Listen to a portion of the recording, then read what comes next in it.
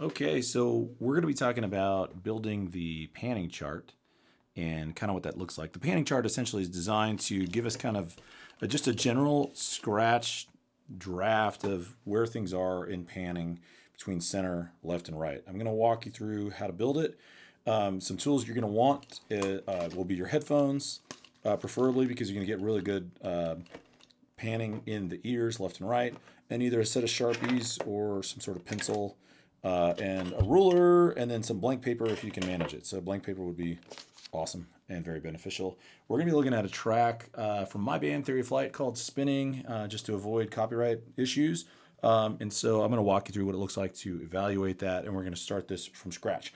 So some of the basic things you're going to need to do immediately is if I just kick off with a blank sheet of paper.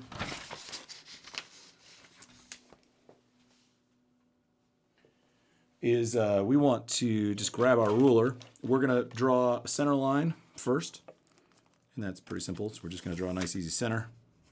And again, you could do this with Sharpie if you kind of like that outline a little better. And then all I'm going to do is just draw a left and a right. Now, the whole point of this is to just get super comfortable with where things are between left and right, and kind of get familiar with what you're used to hearing in those positions. At the bottom, just to kind of make this clear, because you're really not going to need the ruler after that, you can write, of course, your name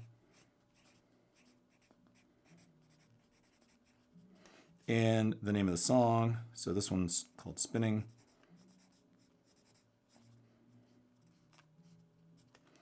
By Theory of Flight. Now, things are going to change throughout the song. What we're going to do is try to essentially plot like an overall what's happening as we move throughout the song. So while things will change, we're just going to kind of note where things are in the overall position.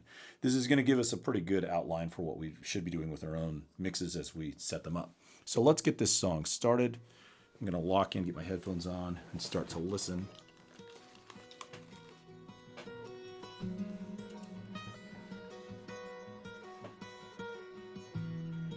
So immediately I notice we kind of have this acoustic guitar, the main acoustic guitar, left, right. And then we seem to have these like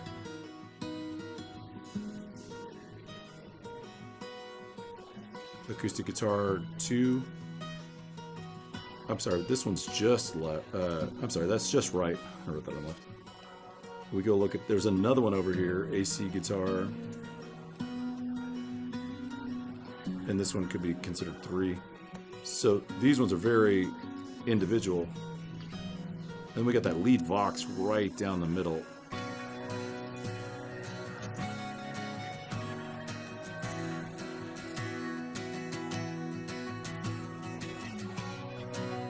I notice I'm hearing piano, it's kind of out here.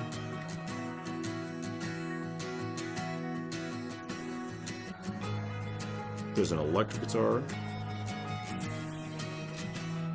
going on over here. It's those harmonics.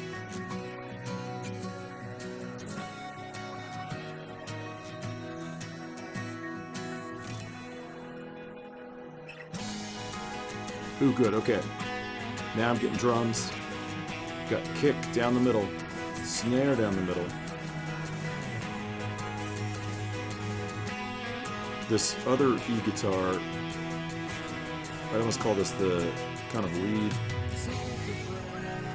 uniquely here.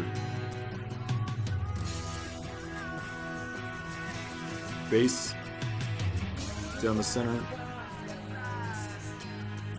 Oh wow, I just saw some vocal effect kick off to just the left, mostly to the left.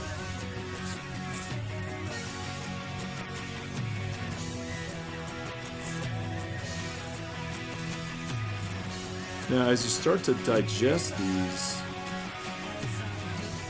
I'm noticing there's a lot of tom work over here. Tom, there's the floor tom over here. You could almost start to point out the width that these elements are taking. And this lead vocal taking a really wide shot right here in the middle. And then we got background vocals over here. They almost kind of have this from here to here vibe. They're not all the way wide. So you kind of see how this is working out. We got strings in here, and though I feel them in stereo, they seem to hold kind of a left-right in this space, where the vocal is clearly a mono right down the middle. There's that electric guitar again, that electric guitar happening over here. Oh, and then there's this piano, also has this piano delay off to the left.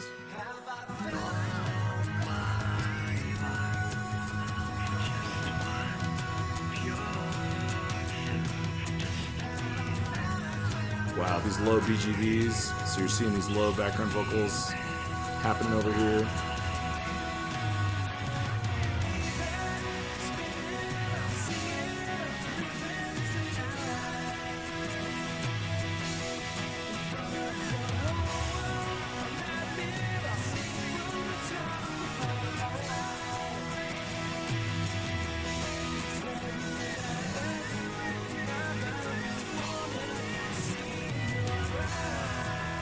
I'm noticing the cymbals seem to take up the farthest left-right.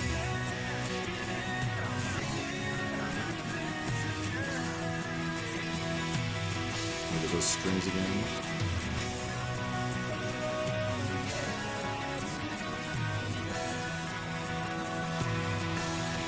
Ooh, chimes.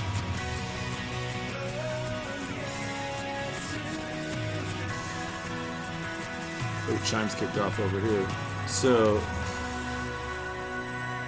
I mean, they're the same chimes, but it's like almost like as if they kind of came in and did it too. So one of the things that I did with this is anybody that has a left-right representative of that's essentially the same has a left and a right listed here. And so that whole idea was designed so that we could essentially have the ability to, pull this, and go, okay, well, this symbol has on the left has a right.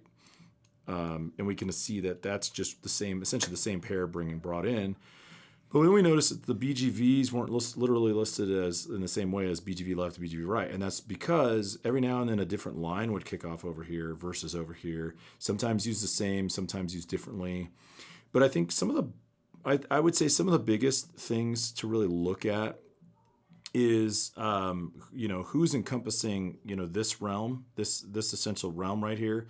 And almost noticing too that the lead sits inside of the width of things like the strings, definitely the background vocals, like it's tighter. And then as we kind of essentially get down into the kick and particularly the bass, these things sit even tighter. So like they're not super wide in that space. And essentially by having that limited width for them, it actually cuts a pretty nice lane. If you really look at it, like what's happening with the panning in a nice mix. This particular mix was mixed by Mark Needham out of LA. This one was a remix. This was from Fran Cartwright out of New York. I'm sorry. And so this particular track has a different dimension to it, but if you look at it pretty clearly, like all of these things out on this side and this outer boundary, like all this, you don't have to add this to your chart, but if you really kind of look at what's happening with this, all this and all this are really designed to carve out what's going to be most dominant in this session, like what's most dominant in this mix: kick, snare, bass, vocal. And the strings kind of fit in nicely into this space, and they're kind of something that happens a little later on, but they are a very dominant part. And so they kind of encompass that same spot. But notice what we didn't do with the strings is just hard out all the way left, all the way right, and leave them in the space. Because what it does is it leaves up all of these moments for these. The other thing is if we were to really put this on a timeline, what it would also show is it would show us that not all of these things are happening at the same time. So like the chimes didn't come in until the very end somewhere. The toms aren't being actively used at all times. That piano versus the piano delay wasn't brought in until the bridge breakdown. The only thing that's really the only two things that are mostly fluidly active almost at all times really were AC left and AC right. So you could almost consider them as again being another kind of wide position here towards center, but not all the way out. But again, like you watching the symbols left and right are actually showing us what the full width of the session is. And so the biggest thing that we tend to do when we're doing the panning is we have to have someone represent what is the widest thing. And typically that's going to be the drums, the overheads for the drums, the cymbals for the drums, maybe even a combination of the cymbals with some of the room. But really giving us that big scope on drums because we've got a lot of things to fit in, with drums. And, you're noticing we have cymbals here, we have cymbals there. We got a tom here and a tom here, and then we have kick and snare. But those left rights are representing anything in between. So if there's any other cymbal work happening that's more towards center because of that left right position, then it embodies a little bit more of a center pan. But again, the brilliance of it is we're trying to keep the center lane, that middle lane has to stay open, but we're also not panning everybody hard left right. So one of the reasons that we're also seeing like these positions over here is because these represent not all the way to the left. Essentially, these represent more of that halfway point, to the left. So like if you were to kind of measure this, if we kind of arced it like this, you'd say, well, here's center, here's all the way left at 100%.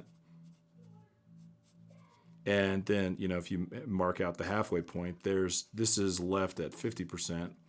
We do the same thing over here to right, and if this helps you, you can absolutely do this 50% at that position. And there we have it. There's our overall panning for this. And that's exactly what we're asking you to do for the session is we just kind of want to have a representation, have you understand and digest on a daily basis what it's like to analyze the panning.